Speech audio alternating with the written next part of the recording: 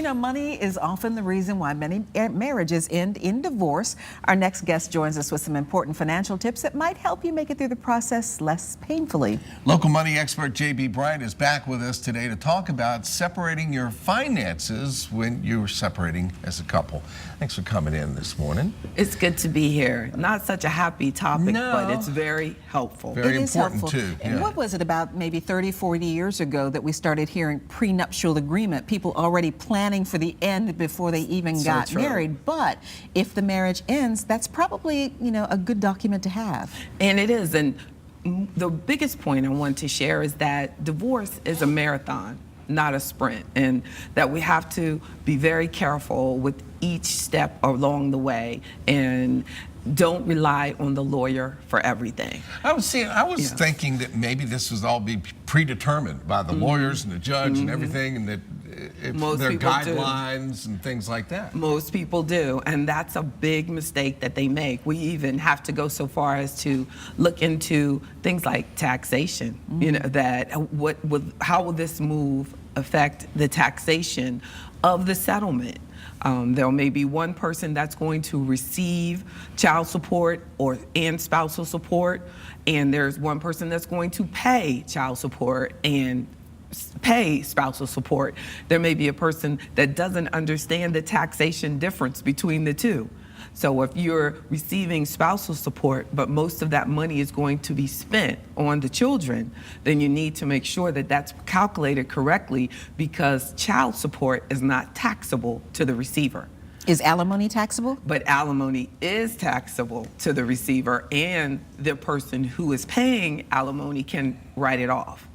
So we have to be very careful. So it has to be specified, and you want it specified. It has to be specified, and you want to make sure that if it's for the children, then make sure that it is in the category of child support. Okay, and then there's lots to consider going into this. Your assets, whatever you may have going into this, your 401k, all of that has to be factored in, correct? Yes. In many situations, even if there's one person that feels like that they're taking the load of it, but they don't take the time to get a proper calculation of it.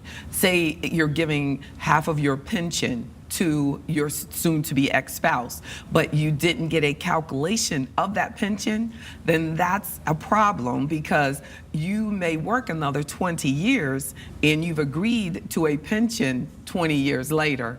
So you should calculate it at the time of divorce so that you know that only this portion of my pension is rightfully half theirs, or 25% theirs, or whatever the agreement is, has to be based on that point in time. It has a cutoff point. That's right there. When the divorce is done, no more half of my pension. That's right. And if your employer will not do it for you, like the military will do those things. Government employees have certain services for that type of calculation. If you're working somewhere and they don't calculate it for you, you have to make, or please seriously consider making the investment of getting those calculations done, getting an appraisal done on the property that you may be splitting. If one person, in many situations, one person is going to keep the property, you have to understand that if you keep the property, what the taxation will be when you sell it. When you sell it as a single person versus selling it as a married person. Because the capital gains are totally different. That's right.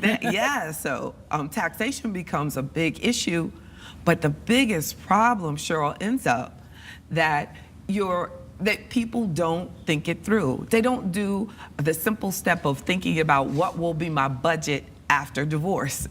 Even if we start with, and people in general don't, 60% of the people out here don't do a budget. So imagine if you're in this stressful situation, it can be, where you don't do a budget for after the divorce. When you look at the numbers, women, their income tends to go down over 40% after a divorce, men over 20% after a divorce. That's just the averages overall. That's a big change in income for both. So we need to make sure that you're in tune with how to do a budget for after divorce, even so far as the insurances and making sure that the insurances get paid. Health insurance, life insurances are very important. Lots of great tips today. Thank you. A lot more to talk about as always. Thanks, JB. Thank you so much.